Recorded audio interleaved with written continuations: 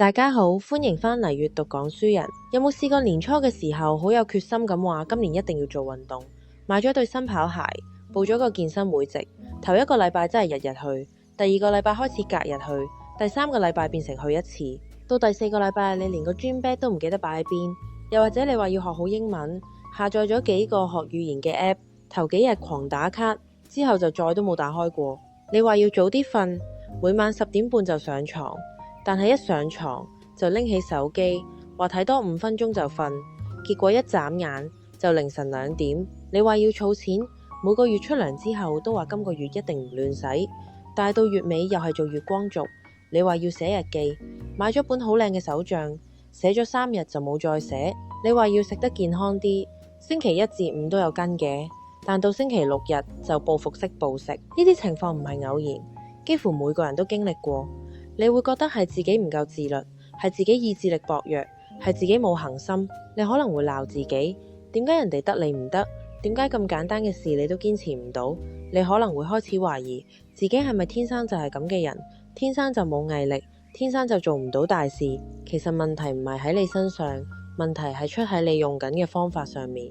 你一直以為改變習慣係靠意志力、靠決心、靠逼自己，但係原來真正能夠長久改變行為嘅方法，唔係靠死忍爛忍，而係靠設計一套系統，令到好嘅行為自然發生，令到壞嘅行為自然消失。呢個就係今次要同大家講嘅呢本書《Atomic Habits》原子習慣。作者將習慣學同埋行為心理學嘅研究成果整理成一套任何人都可以用到嘅實用框架。佢唔係淨係同你講道理，係同你講點做。佢將本來好複雜嘅行為改變理論簡化到一個普通人都可以即刻用得到嘅程度。作者話，你唔應該將目標放喺想達到嘅結果上面，你應該將目標放喺建立系統上面。你唔會上升到你目標嘅水平，你只會跌到你系統嘅水平。呢句說話聽落好簡單，但係如果你真係理解咗，佢可以改變你對所有事嘅做法。目標係你想達到嘅結果，而系統係你引向嗰個結果嘅過程。如果你淨係掛住目標，你每次都會覺得自己未夠好，因為你同目標之間永遠有一段距離。但係如果你專注喺系統上面，你每次做到系統入面嘅一個小步驟，你就已經喺成功嘅路上。就好似一個廚師，如果佢淨係掛住要煮出一道米芝蓮級數嘅菜，佢會好大壓力。但係如果佢專注喺每日練好切嘢嘅手勢，每日試多一種調味嘅配搭，每日改善一個小小嘅烹飪技巧，米芝蓮級數嘅菜遲早都會出現。系統就係你每日做嘅嘢嘅總和，而唔係你諗住要做嘅嘢。本書第一個洞察，好多人以為要改變習慣，最重要嘅係設定一個好清晰、好具體嘅目標。例如我要減10磅，我要每日跑5公里，我要1年內儲到5萬蚊。呢種諗法嘅問題係，目標淨係話你知你想去邊，但係冇話你知點樣去。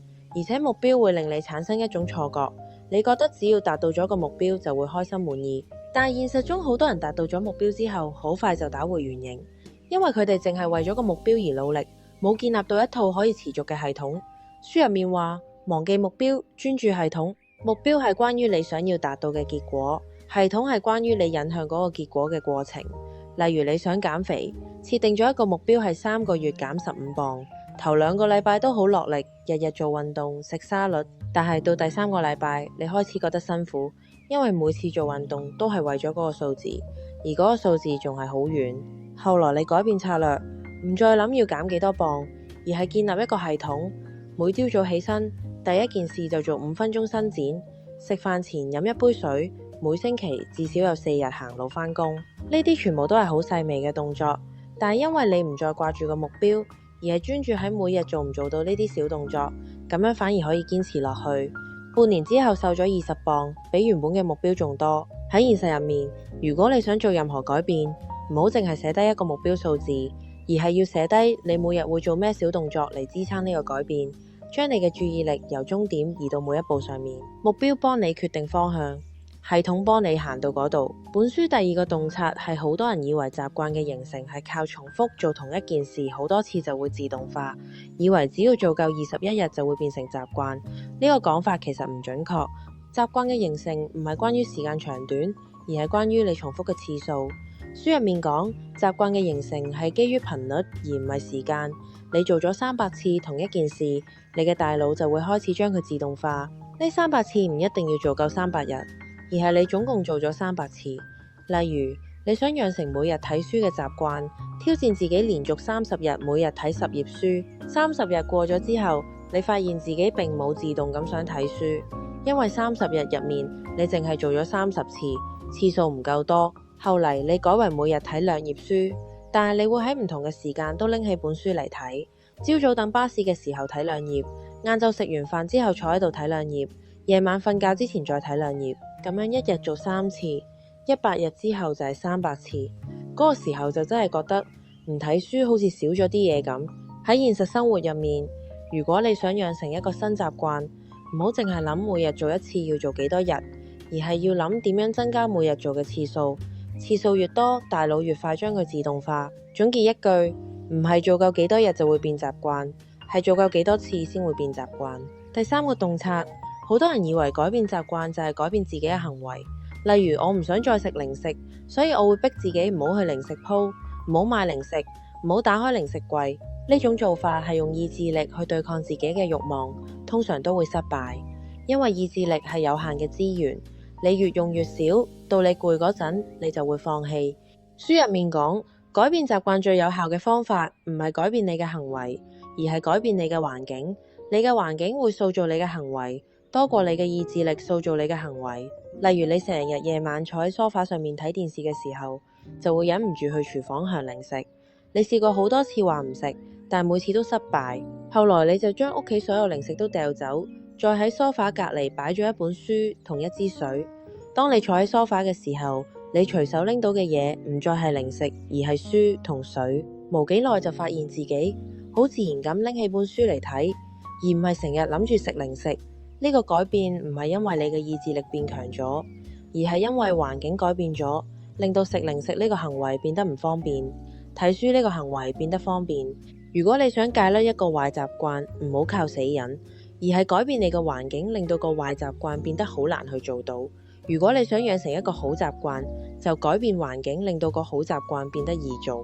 第4個洞察，好多人以為要開始一個新習慣，最重要嘅係動力同心態，要等自己有心情、有狀態先開始做。問題係你嘅心情同狀態係會永遠穩定嘅。如果你要等到有狀態先做，你永遠都唔會開始。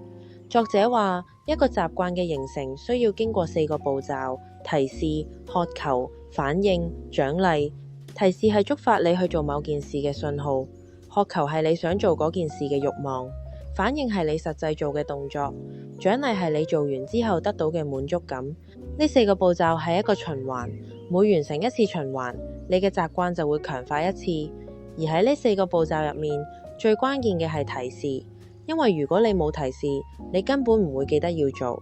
如果你想開始一個新習慣，記得唔好等有狀態先做，而係設計一個清晰嘅提示，令到你冇得忘記。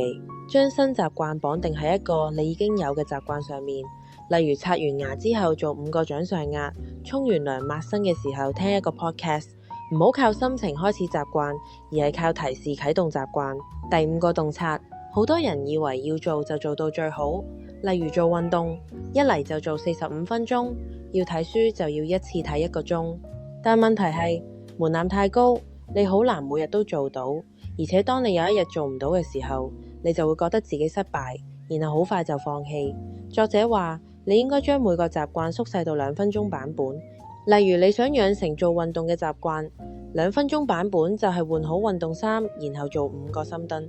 你想養成睇書嘅習慣，2分鐘版本就係每日打開本書睇1頁。呢個做法嘅原理係，你先要成為嗰種會做呢件事嘅人，然後先去改善做呢件事嘅質量。例如你想做運動，但係一直堅持唔到，因為每次都話要跑45分鐘，但係返到屋企已經好攰，根本唔想換衫出街。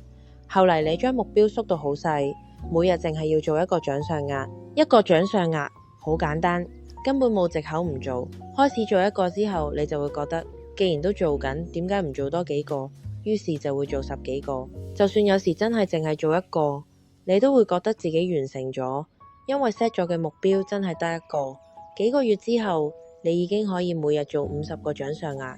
如果你想開始任何新習慣，可以先問下自己呢件事嘅2分鐘版本係點，將門檻降到最低，低到你冇藉口唔做。當你開始咗做之後，自然會逐漸做多啲。你嘅底線要保持喺2分鐘版本，咁你就永遠唔會中斷。記住，點都開始咗先再要求做好。第6個洞察，好多人用行為嚟定義自己嘅改變，例如我會做運動，我會睇書，我會早瞓。但係作者話，最有效嘅習慣改變唔係改變你嘅行為，而係改變你嘅身份認同。身份認同係你對自己嘅信念，你覺得自己係一個咩人？每個行為背後都有一個身份認同。你做運動唔係因為你想做運動，而係因為你覺得自己係一個注重健康嘅人。你睇書唔係因為你想睇書，而係因為你覺得自己係一個中意學習嘅人。你早瞓唔係因為你想早瞓，而係因為你覺得自己係一個自律嘅人。作者話，改變嘅3個層次係身份認同、過程、結果。最底個層係身份認同，中間係過程，最表面先層係結果。大部分人改變習慣都係由外層開始，先設定結果，再設計過程，最後先諗身份。但係最有效嘅方向係由內到外，先改變身份認同，再改變過程，結果自然會跟住嚟。例如你想戒煙，試過好多次都失敗，每次有人遞煙俾你，都會話我戒緊煙呀。但係作者話，當你話我戒緊煙嘅時候，你嘅身份認同仍然係一個會食煙嘅人，只不過你係暫時唔食。真正嘅改變係你話我唔食煙架，咁你嘅身份認同就真係變咗做你係一個唔食煙嘅人。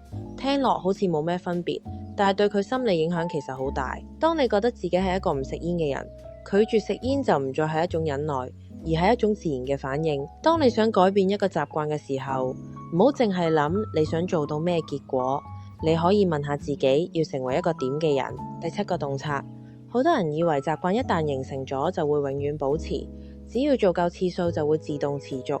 但其實就算你已經形成咗一個習慣，如果你冇持續強化佢，佢都係會慢慢消退。書入面講，習慣嘅形成需要滿足感。你每次做完一個習慣之後，如果你得到嘅係正面嘅滿足感，你嘅大腦就會記住呢個行為係好嘅，下次就會更想再做。相反，如果你做完之後係得到負面嘅感受，你嘅大腦就會記住呢個行為係唔好嘅，下次就會更唔想做。呢個就係所謂嘅獎勵機制。如果你想維持一個習慣，就要設計一個即時嘅獎勵。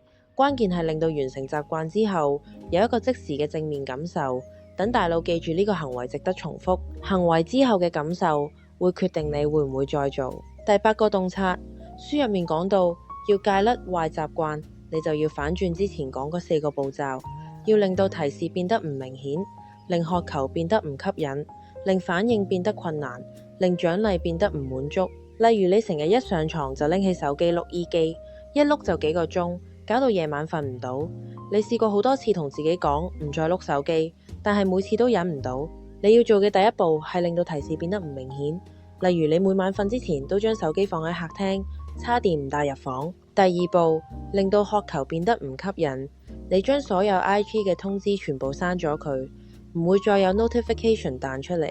第3步，令反應變得困難，你 lock 鳩你嘅 IG， 每次想睇就要重新登入，製造麻煩俾自己。第4步，令獎勵變得唔滿足，你可以喺床頭擺咗一本書，想碌手機嘅時候就改為拎起本書，咁樣你就可以好自然咁瞓之前變做睇書，而唔係碌手機。如果你想戒甩任何壞習慣，唔好靠死忍，而係4管齊下，令提示唔明顯，令渴求唔吸引，令反應困難，令獎勵唔滿足。當你將壞習慣嘅每一步都設置障礙，你就唔需要用意志力去對抗佢，因為你根本冇咁容易做到。第9個洞察，好多人以為習慣嘅改變係直線上升嘅，你每日做少少，每日進步少少，就會一直向上。但作者話，其實習慣嘅改變係有一段好長嘅潛伏期，喺呢段時間入面，你睇唔到任何明顯嘅改變，你會覺得自己做咗好多嘢，但乜都冇變到，然後你就會想放棄。書入面講，習慣嘅效果係複利嘅，就好似銀行存款嘅複息一樣，每日嘅進步好細，但係累積落去就會變得好大。如果你每日進步1%， 1年之後你會進步37倍。如果你每日退步1%， 1年之後你就會跌到接近0。呢個就係所謂嘅複利效應。當你開始一個新習慣嘅時候，你要預咗有一段好長嘅時間都睇唔到任何變化。呢段時間就係所謂嘅失望之谷。你嘅努力冇白費，只係仲未累積到足夠嘅量去產生明顯嘅效果。你要做嘅就係堅持，唔好喺失望之谷入面放棄。第10個洞察，好多人以為自律嘅人就係意志力特別強嘅人，佢哋可以抵抗誘惑，可以長時間保持專注，可以做自己唔想做嘅嘢。但係作者話，真正自律嘅人唔係意志力強，而係佢哋嘅生活環境設計得好，令到佢哋唔需要用到意志力。書入面講，自律嘅人係將自己身處嘅環境設計到唔需要紀律都可以做到正確嘅事。如果你覺得自己唔夠自律，唔好怪自己先，而係檢視咗你身處嘅環境先。你嘅手機係咪成日喺你手邊？你嘅零食係咪成日喺你面前？改變環境比改變自己容易得多，亦都有效得多。與其鍛煉意志力，不如設計一個唔需要意志力嘅環境。第11個洞察，好多人以為習慣只係屬於個人嘅行為，同其他人無關，但其實你嘅習慣好大程度上都受你身邊嘅人影響。書入面講，人類係群居動物，我哋會自然咁模仿身邊3類人嘅行為：親近嘅人、大多數嘅人同埋有權力嘅人。你嘅習慣好多時唔係你自己揀嘅，而係你身邊嘅人傳染俾你。如果你想養成一個好習慣，去一個已經有呢個習慣嘅群體加入，當你身邊嘅人個個都做緊你想做嘅嘢，你就唔需要靠自己 push 自己，因為環境會 push 你。相反，如果你想戒甩一個壞習慣，就盡量減少同有呢個壞習慣嘅人接觸。你嘅習慣唔係淨係你嘅，係你身邊嘅人嘅習慣嘅延伸。第12個洞察，好多人以為當一個習慣變得自動化之後，就唔需要再點理佢，佢會自己持續落去。但係作者話，當一個習慣變得自動化之後，佢同時都會變得冇意識，你會唔再留意自己點樣做，做得好定做得唔好你都唔知。呢個時候你就需要一個反思同調整嘅機制。書入面講，習慣嘅目的係令你可以唔使諗就做到基本嘅嘢，但係如果你想持續進步，你就需要有意識咁去檢視同改善你嘅習慣。有個讀者，佢做咗2年健身，頭1年佢進步得好快，因為佢每次都好有意識咁去調整自己嘅動作同重量。但係到第2年佢停滯咗，因為佢已經習慣咗同一套訓練模式，佢唔再有意識咁去改善。後來佢開始每個禮拜錄低自己嘅訓練情況，每個月回顧一次，睇下邊度可以改善。佢發現原來自己一直都做緊同一個重量，從來冇加重過。當佢開始有意識咁去挑戰更重嘅重量，佢嘅進步又再開始。當你嘅習慣已經變得自動化，唔好就咁由佢持續落去，而係定期反思同調整。每個禮拜或者每個月花少少時間回顧你嘅習慣，睇下邊啲做得好可以保持，邊啲做得唔好可以改善，邊啲已經唔適合可以放棄。習慣可以令你唔使諗就做到，但如果你想進步，就要有意識咁去改善。而家我想同大家分享幾個可以即刻用嘅行動工具。第一個工具叫習慣堆疊，一個你已經每日都會做嘅習慣，然後將你想養成嘅新習慣黐住喺佢後面做。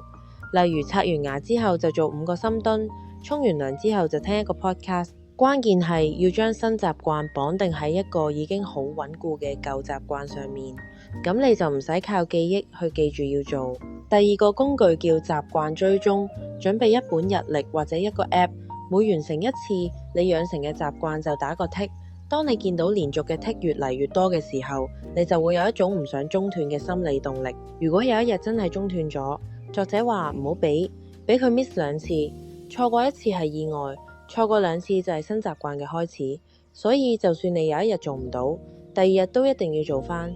你嘅生活係由你嘅習慣組成，而你嘅習慣係可以改變嘅，唔係靠意志力，唔係靠決心，唔係靠逼自己，而係靠設計一套令好行為自然發生、壞行為自然消失嘅系統。你每次做一個小動作，就係喺度建構緊你想成為嘅嗰個人。你唔需要一次過做晒所有嘢，你只需要每日進步1%，1年之後你就會見到一個完全唔同嘅自己。今日嘅分享就到呢度，歡迎留言分享下你對今集嘅睇法，記得 subscribe 我哋，咁下次出新片嘅時候就唔會 miss 咗。下期再見，拜拜。